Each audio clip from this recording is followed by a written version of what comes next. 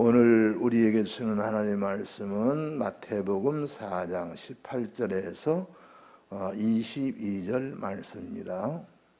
갈릴리 해변에 다니시다가 두 형제 곧 베드로라 하는 시몬과 그의 형제 안드레가 바다에 그물 던지는 것을 보시니 그들은 어부라.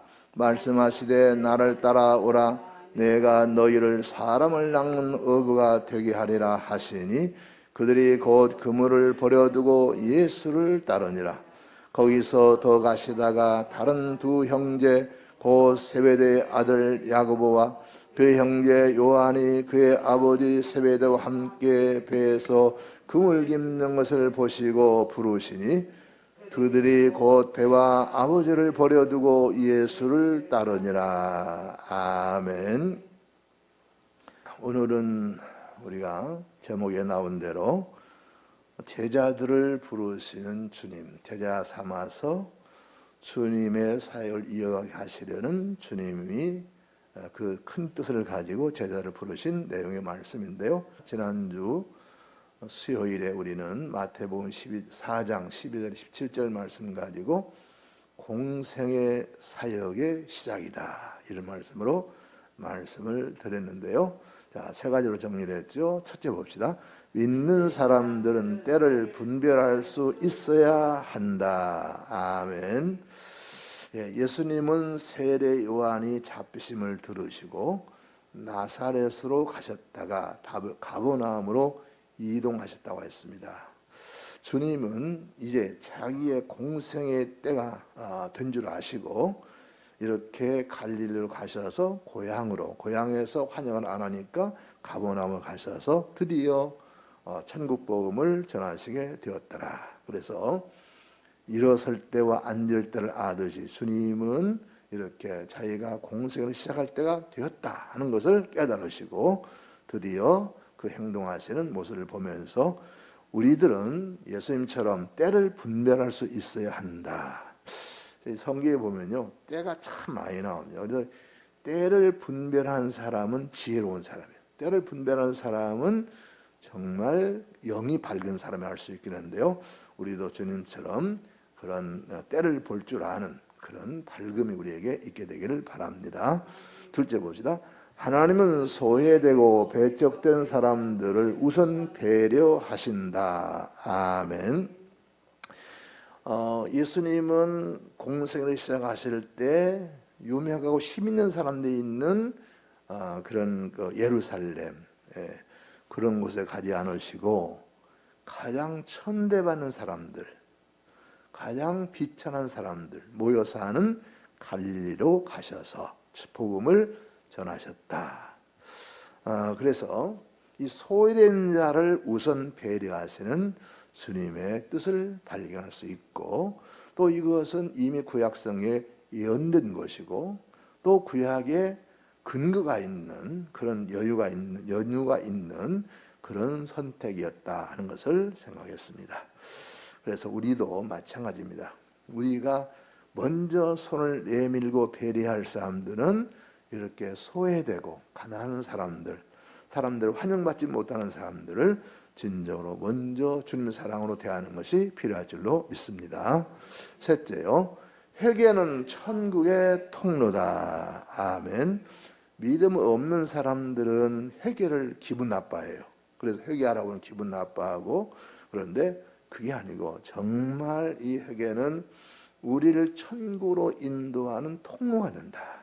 그래서 예수님도 회개하라 천국에 가까웠느니라 이렇게 말씀하시고 드디어 공생의 문을 활짝 여셨다는 것 기억하고, 회개는 내게 축복이면 축복이었지 절대로 저주도 아니고 이것 비난도 아니라는 사실을 기억하고, 혹시 누가 나한테 회개할 수 있는 그런 기회를 준다면 기쁨으로 감사함으로 받아들일 줄로 믿습니다. 자, 오늘 말씀은 마태복음 4장 18절 22절 말씀인데요. 제자들을 부르신 주님, 드디어 주님의 뒤를 이어서 세계 만방의 복음을 전할 제자들을 부르시는 그런 말씀인데요. 자, 그러면 18절 봅시다. 갈릴리 해변에 다니시다가 두 형제 곧 베드로라 하는 시몬과 그 형제 안드레가 바다에 금을 던지는 것을 보시니 그들은 어부라. 아멘. 여기 갈릴리 해변이라고 그랬죠. 사실은 틀린 말입니다. 갈릴리는 그 갈릴리 물은 바닷물이 아니고 민물입니다. 그러니까 호수죠, 호수. 근데 여기는 분명히 갈릴리 해변으로 썼잖아요. 그러니까 제가 늘 말씀드리지만 성경도 그 시대의 문화와 전통을 반영하기 때문에 이렇게 호수를 갖다가 해변화 썼어요. 이건 틀린 게 아니고 워낙 그 갈릴리 호수가 크기 때문에 그것을 사람들은 바다다. 그래서 갈릴리 바다 이렇게 불렀단 말이에요. 근데 실제로는 바다가 아니잖아요. 그래서 우리가 성경을 읽을 때 너무 문자에 구애되면 문제가 되는 것을 여기서 발견할 수 있는데, 이 갈릴리 해변이라고 했지만 이건 호수이고요. 구약에서는 이 바다를 긴네렛이라고 불러요. 긴네렛. 왜 긴네렛 불렀냐면 긴네렛이 비파입니다. 비파, 악기 비파 있잖아요. 그게 생긴 게 비파처럼 생겼다 그래가지고 긴네렛이라고 그랬고, 바벨론 포로 후에는 게네사렛 호수다 이렇게 불렸었고, 신약에서는 갈릴리 바다 또는 디베라라고 하는 것은 헤롯 왕이 로마 황제를 위해서 이 티베리우스 황제를 위해서 도시를 건설했는데 그 인근에, 그래서 이것을 티베라 바다다 이렇게 불렀다고 하는 것이고요. 이 갈릴리 호수의 특징이 뭐냐면요, 해수면보다도 209m가 낮아요. 그러니까 인천 앞바다에 물이 들어오잖아요. 그 해수면이 그것을 0이라고 했을 때 209m 밑으로 내려가야 돼. 그만큼 이 갈릴리 호수가 낮습니다. 면적은 166평방킬로미터. 그리고 가로 세로를 처하면은 이것이 21km, 11km 가로 세로가 이렇게 되는 배 모양으로 생긴 호수입니다. 이 갈릴리 해변에 다니시다가 예수님이 복음을 전하러 갈릴리 해변에 다니셨던 것을 볼 수 있고요. 이때 베드로로 하는 시몬과 그 형제 안드레를 주님이 보시게 되었다. 그런데 그들이 바다에, 즉 갈릴리 호수에 그물을 던지는 것을 보셨다. 그리고 그들은 직업은 어부였더라. 이런 말씀인데요. 이 베드로는 예수님이 지어준 이름이죠. 반석이라는 이름. 그리고 원래 베드로의 이름은 시몬이 시몬. 히브리 말로 시몬인데, 히브리 사람은 시몬이라는 말 많아 있어요. 그런데 그 시몬에 든 들음입니다. 들음. 하나님 말씀을 듣는다의 들음이고, 그 형제 안드레 있죠. 안드레는 이 이름을 헬라 말로, 사실 그 시대에는 히브리어도 쓰고 헬라어도 쓰고 막 이런 시대이기 때문에 헬라 말로 안드레라고 하는 이름을 가지고 있어요. 동생은 용감한 남자다. 그런데 이 안드레가 세례 요한의 제자였어요. 그래서 예수님이 메시아인 줄 알고 이 안드레가 자기 형 베드로를 주님께 인도했는데요. 자, 이 베드로라는 시몬과 그 형제 안드레가 바다에 금을 든 것을 보았더라. 주님은 지금 제자를 부르시는데, 이 뒤에 나옵니다만은, 이렇게 자기 생업을 열심히 하는 사람. 그리고 우리 주님은 누구를 제일로 좋아하느냐, 믿을만하다고 보시냐 하면요, 자기 일에 열심히 하는 사람. 그런 사람이 주님 앞에 나와도 열심히 하는 거예요. 그래서 사실은 우리 기독교인들처럼 성실한 사람이 없죠. 그러니까 또 성실하지 않으면 예수를 믿을 수가 없어요. 똑같이 생활하면 교회 나올 수가 없게 되고 헌금도 못하게 되고 봉사도 못하죠. 그만큼 기독교인들은 신실한 거죠. 성실하죠. 그런데 예수님께 제자를 부르실 때도 직업이 없어 노는 사람 부르는 게 아니라 열심히 어부 일을 하고 있는 사람을 부르셨더라. 그래서 우리 주님 앞에서는요, 믿든지 안 믿든지, 직분이 있든지 없든지 열심히 사는 사람, 우리 하나님 그런 사람을 대우하신다는 사실을 기억하시기 바라고, 우리도 직분 맡든 대로, 안 맡든 대로 우리가 열심히 충성을 다해야 될 줄로 믿습니다. 자, 19절입니다. 말씀하시되 나를 따라오라, 내가 너희를 사람을 낚는 어부가 되게 하리라 하시니. 아멘. 나를 따라오라. 이것은 나를 그냥 따라서 다녀라 그런 의미가 아니고요. 현재의 이런 모든 삶의 방법이나 목적이나 자기의 판단과 주관 이런 것들을 전부 주님 중심으로 예수 그리스도를 삶의 주인으로 모시고 그 주님을 본받고 나를 쫓으라 그런 얘기입니다. 그러니까 예수님을 따라다니라 그런 얘기가 아니고 나를 본받고 나를 온전히 배워라 나한테 이런 나를 따라오너라 이 말씀은요. 그래서 예수님은 이렇게 정말 열심히 어부로 살고 있는 그들에게 이렇게 강권적으로 명령하시는 것을 볼 수 있고요. 그것은 예수님을 따르는 자에게 주시는 놀라운 축복들이 있기 때문에 그냥 나를 따르고 희생해라, 손해를 봐라 그게 아니고 주님을 따르는 자에게 주어지는 영광도 함께 있기 때문에 또 하나님 나라에서 일하는 것이 중요하기 때문에 이렇게 당당하게 명령하시는 줄로 믿습니다. 그런데 이를 부를 때 왜 불렀느냐 하면요, 너희를 사람을 낚는 어부가 되게 하리라. 사람을 낚는, 지금까지 베드로나 안드레는 뭐하는 사람이었어요? 고기를 낚는 어부였거든요. 그런데 고기를 낚는 어부가 주님을 따르면 뭐가 된다고요? 사람을 낚는 어부래요. 차원이 완전히 다릅니다.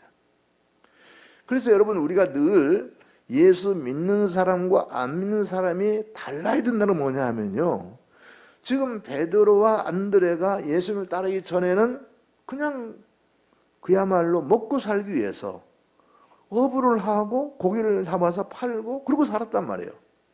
그런데 이들에게 예수님을 따르라, 나를 따르라, 그래서 예수님을 따르게 됐더니 이제는 고기를 잡는 것이 아니라 사람을 낚아서 하나님께로 인도하는 사람을 낚는 어부가 됐단 말이에요. 비교가 안 되죠. 그러니까 우리 기독교인들은요, 똑같은 장소에 머무르고 똑같은 일을 하더라도 믿지 않는 사람과 비교되지 않을 정도로 차원이 높아야 되는 거예요.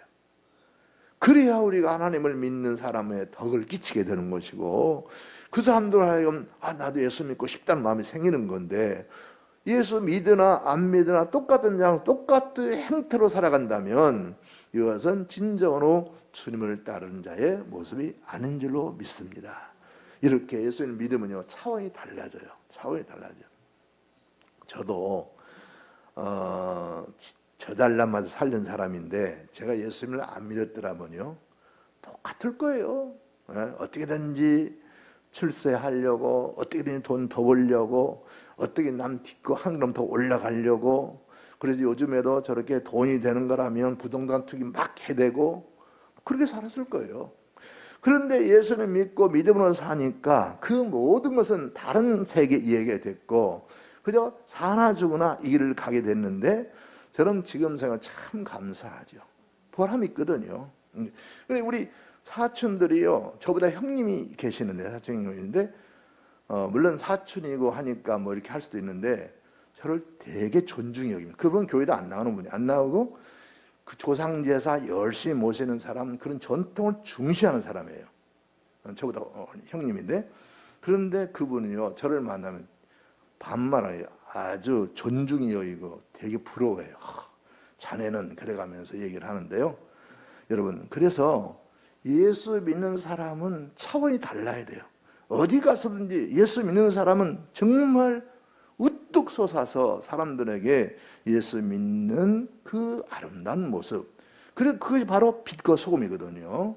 그런 모습을 우리가 보이고 살아야 되는데, 베드로와 안드레는 주님께 순종하여 복종했더니 고기잡이 어부였는데 이 사람들이 사람의 생명을 구원해내는 생명을 역사할 수 있는 그런 위대한 하나님의 사람이 됐다는 거죠. 얼마나 보람이 있습니까? 어차피 우리는 한 번 왔다 가는 인생인데 뭐하러 왔느냐? 사람을 구하다 왔습니다. 내가 사람을 많이 구했습니다. 내가 하나님 빛과 소금이 되었습니다. 이렇게 하나님 앞에서 우리 자신이 평가받는 날이 올 텐데 얼마나 복되고 아름다운 일인지 모르죠.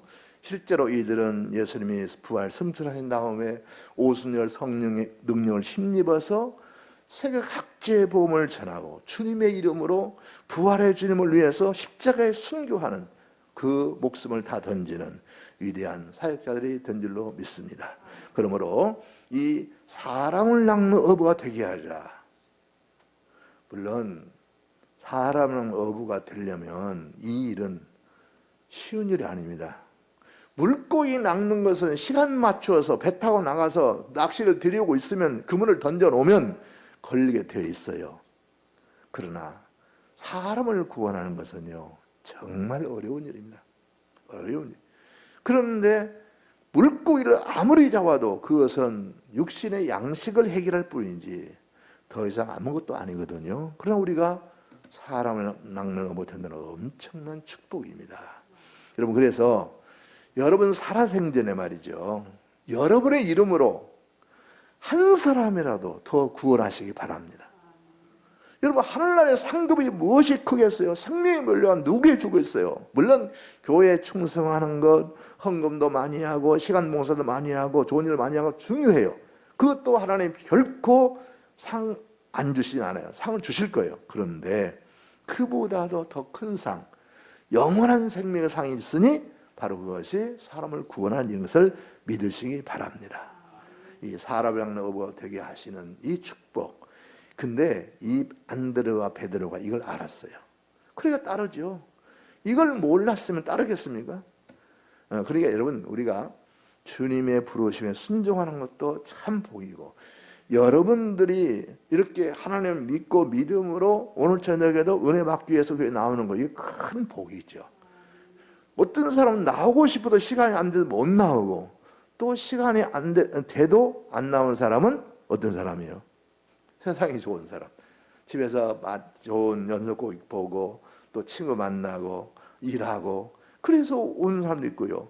그런데 우리는 어찌됐든 우리라고 해서 할 일 없어서 교회 나오나요? 하나님을 예배하고 그 예배를 통해 얻는 생명력, 그리고 이것을 가지고 세상에 복음을 전해서 사람을 구원하는 일, 참 복되다는 사실을 기억하시고, 여러분 주님 앞에 서기 전에 정말 생명의 멸령을 얻을 수 있는 그런 복음을 전하는 일, 삶을 구원하는 일에 힘쓰시기 바랍니다. 자, 20절이요. 그들이 곧 그물을 버려두고 예수를 따르니라. 아멘. 그들이 곧 그물을 버려두고 즉각적으로 행동했다는 걸 보여줍니다. 즉각적으로. 베드로와 안드레의 태도는 즉각적인 순종이었더라. 곧 이것은 지체 없이 이런 얘기거든요. 그러니까 사실은 베드로와 안드레가요, 예수님에 대한 이야기를 분명히 들었을 거예요. 어느 날 갑자기 예수님이 누군지도 모르는데 와서 너희가 나를 따르라, 내가 너를 사람이라는 어부가 되게 하리라 그랬다고 해서 베드로와 안드레가 그렇게 나섰지 않았을 거예요. 이미 예수님이 그 하신 일들이 알려졌고, 그래서 예수님에 대한 생각을 듣고 있었는데 그분이 오셔서 말씀하시니 이들이 확신이 들었고, 그래서 확신이 들자마자 그들은 예수님을 따랐는데, 근데 그 따르는 뭐라고 됩니까? 곧 그물을 버려두고, 그래서 그물을 버려두고. 혹시 이럴 수도 있어요. 예수님, 제가 예수님 따르겠는데요, 요 그물을 좀 팔고 가겠습니다. 어차피 어부를 못하니까. 그러지 않겠어요? 그런데 그물을 버려두고 놔버리고 예수님을 따랐다고 했어요. 그래서 여러분, 사실은 베드로와 안드레에게는요, 물론 배도 있었겠죠. 그물가 있는 건 아니겠죠. 이 뒤에는 이제 야고보, 요한은 배와 그물, 그리고 아버지를 버려두고 따랐다는 말이 나오는데 마찬가지일 거예요. 베드로와 안드레도 그 그물만 버려둔 것이 아니라 배도 버렸을 거라고. 왜냐하면 배도 같이 가지고 있으니까 낚시를 하고 어업을 하지. 어떻게 하겠습니까? 그러니까 이 베드로와 안드레는 자기의 생업수단을 던져버리고 내버려 두고 주님을 따랐다는 거죠. 이게 진짜지요. 다 취할 것 취하고 가질 것 갖고 다 이렇게 하고 주님을 따를 수 없는 거거든요. 물론 이것은 베드로처럼 또 야고보 요한처럼 전적으로 주님을 위해서 헌신한 사람들 이야기입니다. 이걸 만약에 우리 오늘 교인들에게 다 예수 믿는 사람에게 모든 것 재산 포기하고 다 버리고 주님을 따라야 됩니다. 그건 절대 아닙니다. 그건 오해하시면 안 돼요. 베드로와 야고보, 요한 이런 분들은 전적으로 주님을 위해서 그냥 모든 걸 다 털고 나온 거고요. 우리는 그러면 어떻게 합니까? 우리는 어떻게 합니까? 우리는 모든 성도들은요, 각자 기업이 있습니다. 물론 그 기업을 버려두고 우리 전에 우리 교회에서 지원하던 어떤 선교사님 보니까 목사 한 수도 안 받았어요. 신학도 안 했더라고. 그런데 자기가 선교사로 나가서 그 선교 활동을 하고 있잖아요. 그러니까 하나님이 부르시면 그렇게 할 수 있지만 그렇지 않으면 내가 그동안의 삶을 지속하면서 직장에서 그 일터에서 우리 주님을 증거하면서 우리가 믿음의 삶을 사는 거지요. 그러나 베드로와 요한 이 사람들은 완전히 모든 그 생의 기반을 다 버려두고 주님을 따르게 되었으니까 전적으로 오늘날 말은 목회자잖아요. 오늘날 목회자는 다 그만두고 해야지 내 사업 따로 하면서 내가 그 목회를 할 수 없는 거 아니겠습니까? 그런 것처럼 오늘날 성도들은요, 베드로와 안드레처럼 다 그만두고 직장도 그만두고 또 이 그 기업도 그만두고 주님을 따르는 게 아니고 그 기업을 가지고 운영하면서 직장에서 성실하게 하면서 거기서 복음을 전하고 믿음의 빛을 발하면 되는 거예요. 그러다가 하나님이 아니야, 넌 그러지 말고 나를 위해서 내가 사람 낭 업어 되게 할 테니까 나를 따라와라. 그리고 베드로처럼 요한처럼 부르시면 또 그럴 수도 있는 거예요. 그러나 그렇지 않은 상황에서 모든 성도들이 베드로처럼 안드레처럼 생업을 다 포기하고 오늘날 기독교인들이 생업을 포기하고 그렇게 주님을 따르는 것은 아니라는 거죠. 그러니까 이것을 잘 분간하셔야 돼요. 다만 우리가 그리스도의 제자는 분명하기 때문에 직장에 다니더라도 사업을 하더라도 거기서 하나님의 영광을 높이고 우리가 빛과 소금으로 살아가야 한다는 것을 기억하시기 바랍니다. 21절입니다. 거기서 더 가시다가 다른 두 형제 곧 세베대 아들 야고보와 그 형제 요한이 그의 아버지 세베대와 함께 배에서 금을 깁는 것을 보시고 부르시니. 아멘. 거기서 더 가시다가 다른 두 형제 곧 세베대 아들 야고보와 그 형제 요한이 역시 아버지 세베대와 함께 배에서 금을 깁는 것을 보셨다 그랬어요.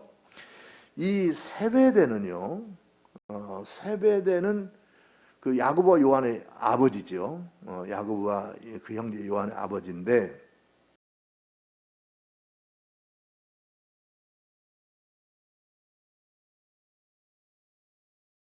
요한과 야고보 그리고 예수님은 이종간이에요. 이종간인데 거기서 다시 자기 이종 형제를 부른 것을 볼 수가 있습니다. 이 세베대는 여호와께서 주심이라 하는 뜻을 히브리식 이름을 가진 사람인데요. 이 사람의 아들이 야고보 요한인데 야고보는 우리가 잘 알지요. 야고보는 바로 야곱 이름이 야고보예요. 똑같아요. 구약의 야곱이나 이 야고보나 똑같은 건데 발꿈치를 잡았다 그런 뜻이고, 그런데 이 야고보가 12제자 중에서 가장 먼저 순교합니다. 헤롯 왕이 그 야고보를 죽이잖아요. 제일 먼저 순교하고 또 요상하게 그 형제인 요한은요 12살 가운데 제일 오래 살아요. 90살까지 살면서 그 요한계시록도 쓰고 요한복음, 요한 1, 2, 3서 다 쓴 사람이 바로 이 야고보입니다. 근데 형제 중에서 형 야고보는 제일 일찍 순교를 하고 90살까지 장수하면서 복음을 전한 요한을 사랑의 사도라고 그러죠.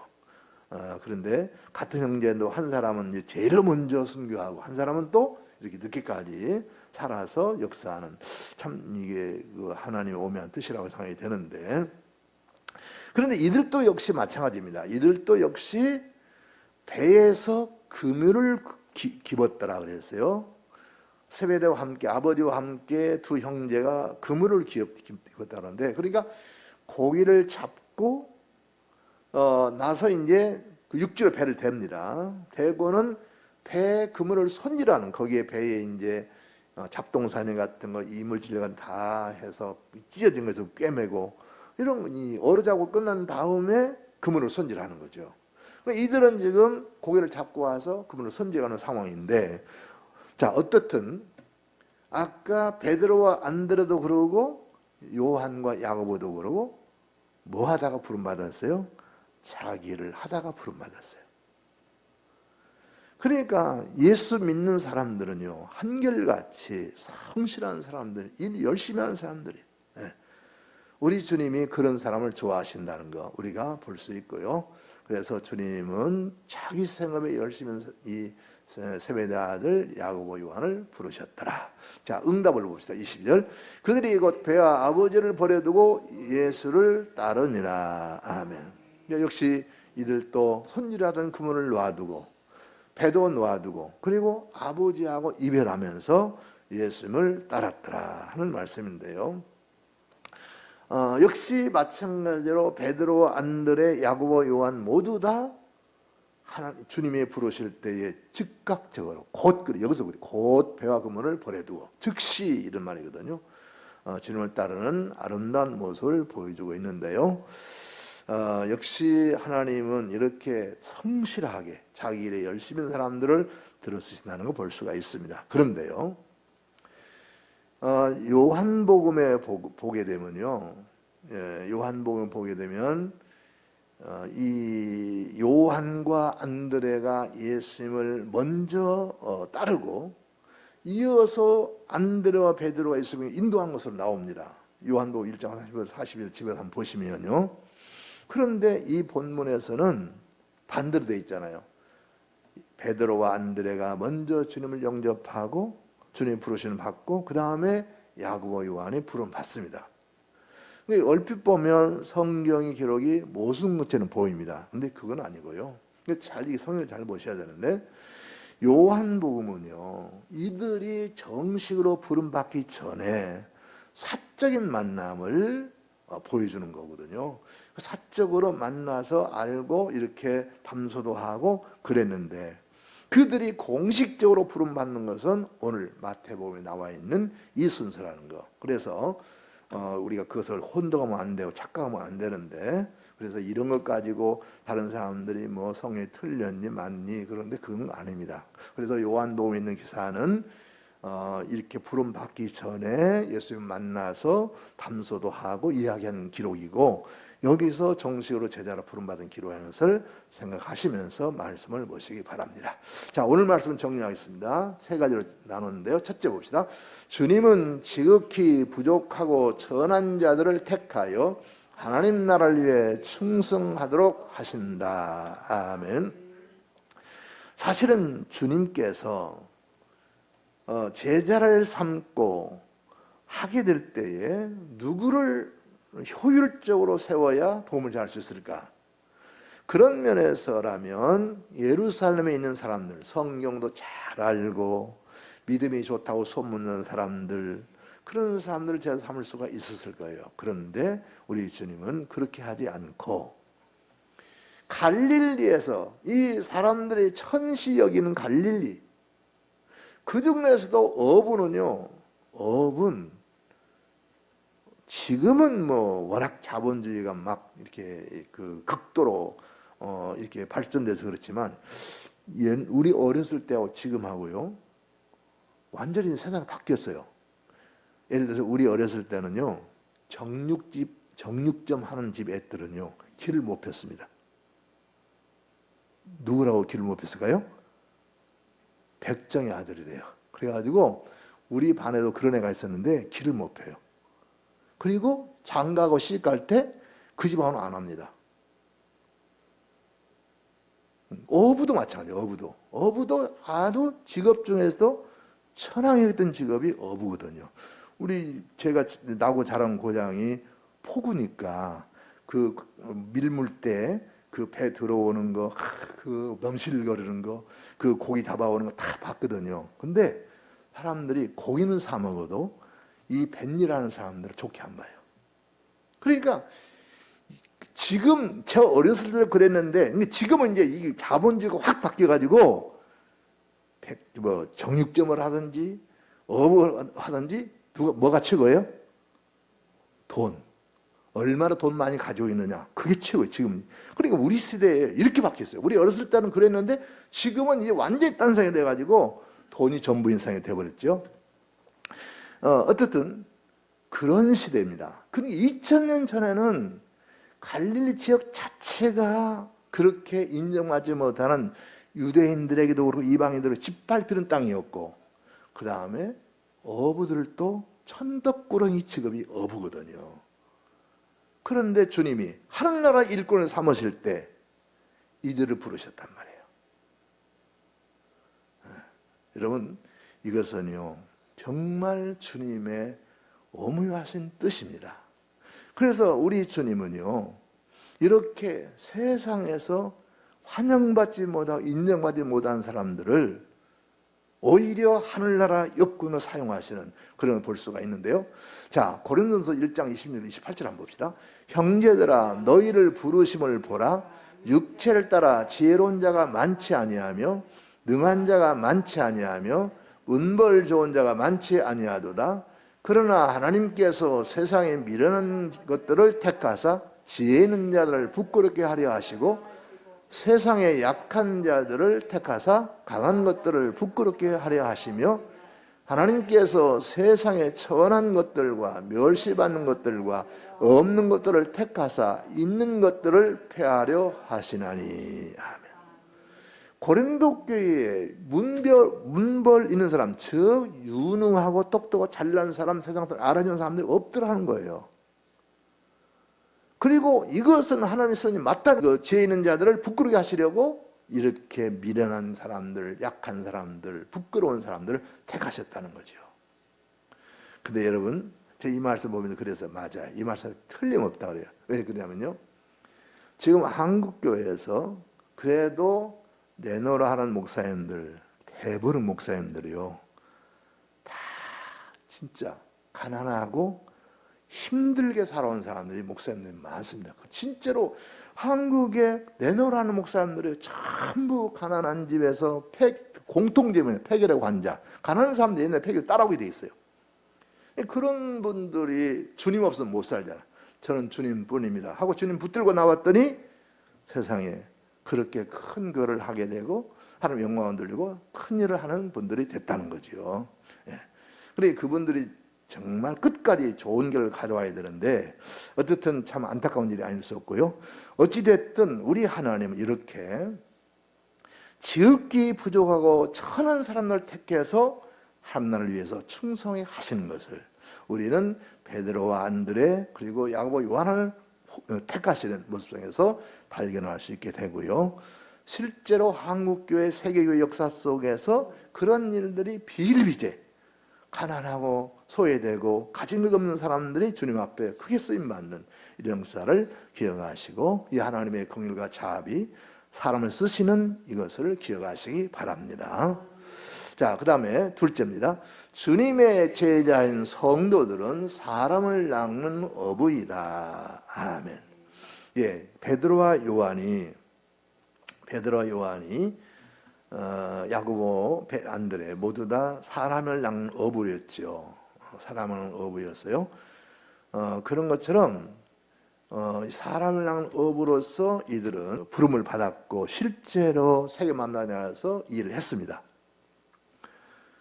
그런데 그들만이 아니라 우리도 마찬가지로, 물론 우리는 저는 틀리지만 여러분들은 여러분의 직업이 따로 있고 여러분이 사는 방법이 기업이 따로 있잖아요. 여러분 전업을 하지 주님을 위해서 날마다 밥 먹고 주일을 하는 건 아니잖아요.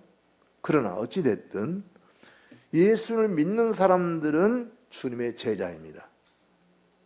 제자가 뭐냐? 주님을 따르는 사람이에요. 그러니까 우리가 예수 믿는다는 얘기는 주님께 구원이 있기 때문에 주님을 믿고 주님을 따른다는 거거든요. 주님을 본받는다는 얘기거든요. 그러니까 모든 그리스도는 예외 없이 오래 믿었든지 늦게 믿었든지 상관없이 모두가 그리스도인들은 바로 주님의 제자입니다. 주님의 제자 삼는 이유가 뭐예요? 예수님 뭐라고 그랬어요? 내가 너희가 사람을 낚는 어부가 되게 하리라. 사람을 낚는 어부가 되게 하기 위해서 제를 택하셨단 말이에요. 그래서 그리스도인 누구를 막론하고 사람을 낚는 어부가 맞습니다. 네. 그래서 여러분, 나는 사람을 낚는 어부다는 생각 기억하시고요. 그리고 여러분, 제가 늘 말씀드리면 저는 이 논리에 틀림이 없어요. 왜 그러냐면 우리가 예수 믿는 궁극적 목적이 뭐죠? 뭡니까? 주님 나라에 그 천국에 들어가는 것이 우리의 소망이잖아요. 우리 궁극 목적이잖아요. 그러면 우리가 예수 믿고 세례받고 예수 믿고 주님을 나의 구주로 영접하는 순간 우리가 하나님의 자녀가 되었고 우리에게는 이미 성경이 말씀한 대로 심판을 이르지 않고 생명을 얻었다. 이미 생명을 얻었다라고 말씀하시잖아요. 진실하게 믿는 사람은 그게 되는 거예요. 그렇다면 우리가 궁극적 목적이 이루어진 거예요? 안 이루어진 거예요? 이루어졌잖아요. 다만 그날이 안 왔을 뿐이지 실제로 우리는 오늘 저녁이라도 자다가 하나님이 우리 고이 데려가시면 우리 어디가 있을 것 같아요? 하나는 있을 거라고요. 지금 물론 그 낙원이라는 곳에 먼저 가게 되지만 어쨌든 궁극적으로 하나님 가게 돼요. 그런데 우리가 그런 구원을 얻었는데 하나님이 우리를 지금 데려가십니까? 안 데려가십니까? 안 데려 살고 있잖아요. 그럼 왜 그럴까? 이 발달된 세상에서 좋은 집에서 맛있는 음식도 먹고 자녀들이 공경하는 효도도 받고 그리고 하하호호 그렇게 좀 있다 와라. 그래서 우리 있다 오게 하실까요? 그래서 그래요? 그게 아니잖아요. 그리고요, 솔직히 아무리 부자가 됐든지 권세가가 됐든지 아무리 세상에 유명한 사람이 됐든지 간에 세상을 사는 것은 고생입니다. 지금 의료시설이 아무리 좋다고 그래도 지금 어르신들 어떻게 합니까? 병원을 출근하면서 사는 어르신이 참 많습니다. 병원 안 다닐 수가 없어요. 왜냐하면 옛날에는 그냥 일찍 돌아갔기 때문에 병원을 다닐 필요가 없어요. 지금은 오래 살다 보니까 이제는 병원을 출근하면서 다닐 수밖에 없는 그런 시대가 돼 있어요. 실제로 병원에 한 번씩 가보면요, 기가 찰 정도로 병원에 사람이 많습니다. 죽을 병이 들었어도요, 예를 들어서 팔다리가 잘려가지고 피가 철철 흐르는 응급 환자가 아니면요, 예를 들어서 누가 암이 걸렸다. 암은 치명적이잖아요, 상당히. 그래서 병원에서 그래요? 내일 오세요. 내일 수술 드릴게요. 그렇게 안 합니다. 어떻게 하죠? 날짜를 한정없이 잡아. 몇 달 후에 언제 오세요? 잡아줍니다. 지금 나는 죽겠어요. 죽을 병 들어가지고 급한데 뭔 짓이냐? 그런데 쌓여 있어요. 수술할 사람들이. 그래서 사실은 사는 것이 우리가 바라고 나는 행복한 것은 아니라는 거죠. 그래서 어떤 분들은 빈말일 수도 있지만 몸도 아프고 힘들고 애들 힘들게 하고 나도 힘들고 그런데 나 빨리 하느냐 갔으면 좋겠다. 그런 분도 있어요. 그런데도 하나님이 안 데려가신다고요. 왜 그래요? 우리는 사람을 향한 어부일을 해야 돼요. 그 일이 남았어요. 아직 하나님이 우리를 불러가시지 않는 이유는 그 일이 남아있는 거예요. 어떤 형태로 그 일을 해야 되는 거예요. 왜? 우리는 주님의 제자이고 우리는 사람을 향한 어부이기 때문에 그렇습니다. 아멘입니까? 예, 이건 아멘이에요. 이 목적것이 분명할수록 우리가 건강하게 살 수 있고요, 행복할 수 있고요, 우리가 목표를 이룰 수가 있어요. 그런데 올해는 사는데 아무 목표가 없어요. 그러면 따분해지는 거죠. 여러분, 우리가 사람을 향한 어부라는 사실을 잊지 마시기 바랍니다. 셋째입니다. 주님의 제자들에게는 요구되는 자세는 즉각적인 순종과 헌신이다. 아멘. 주님의 제자들에게 요구되는 것은 즉각적인 헌신과 순종입니다. 이들이 주님께서 내가 너희를 사람의 어부가 되게 하리라 라고 약속하시고 부르실 때 가만히 있어요. 하던 것 마저 정리하고요, 우리 아버지 집에다 모셔다 드리고요, 그리고 이제 업을 안 할 테니까 배도 팔고 그물도 팔고요, 그렇게 한 게 아니라 곧 그 자리에서 순종했다는 거죠. 여러분, 주님이 부르실 때는 잠깐만요, 조금 있다가요, 그러면 안 되죠. 부르시면은 항상 순종해야 돼요. 이 순종이 결과적으로 그들이 주님의 제자로서 큰 일을 감당하고 정말 세계를 복음화시키는 일에 그들이 큰 역할을 했다는 거죠. 그래서 우리도 마찬가지입니다. 우리도 주님의 제자로 부르심을 받았다면, 그리고 우리가 하나님의 음성을 들어요. 들을 때는요, 우리 이제 교인들 보면 그런 게 오더라고요. 아직 올해가 가기가 까마귀 남았는데 미리 얘기는 내가 내년부터 하겠습니다. 그래, 내년부터. 근데 그건 없어요. 그냥 이게 주님의 음성이고 주님이 원하신다는 걸 확인했으면 즉각 하는 거예요. 내가 잘못한 거 있었다면 그것도 그냥 즉각 회개하는 거예요. 네. 내가 뭘 갚아야 할 게 있다면 내가 없으면 뭐까지 있으면 갚아야 되는 거예요. 저는 그런 사람들 봤어요. 호주머니에 분명히 돈이 있어요. 그 사람은 수정에 돈이 있어요. 그런데 남의 돈을 안 갚는 사람이 있더라고요. 그거 봤어요. 있으면서도 어떤 사람 돈 달라고 그러니까 뭐라고 하냐면 가만히 있어, 그 때만 까고 그래? 그러면서 안 주더라고. 심보가 참 이상하더라고요. 우리는 그런 거 있으면 그냥 어떻게 안절부절하고 빨리 갚으려고 어디 해야 하고 그럴 텐데, 그 이상한 그런 사람이 있더라고요. 주머니에 있는데 분명히 제가 아는데도 알았어, 그거 돈 없을까봐 그래. 심지어 어떤 경우는 돈도 보여줍니다. 봐, 여기 돈 있다고. 근데 내가 이 돈은 쓸 데가 있으니까 나중에 갚을게. 이런 사람도 있어요. 별별 사람도 많던데, 우리는요, 주님이 말씀하시면 곧 순종했던 제자들처럼 즉각적으로 행동하는 그런 순종이 필요하고요. 그 순종하게 될 때에, 그리고 그 헌신을 통해서 큰 위대한 역사를 이룰 수 있는 거예요. 여러분, 갈릴리에서 베드로와 안드레 그리고 야고보 요한이요, 어부로 살았잖아요. 그런데 그들이 만약에 주님의 부르심에 순종 안 하고 어부로 살았다면 2000년 전에 갈릴리에 베드로가 살았었는지, 안드레가 살았었는지, 무슨 야고보가 살았었는지, 요한이 살았었는지 몰라요.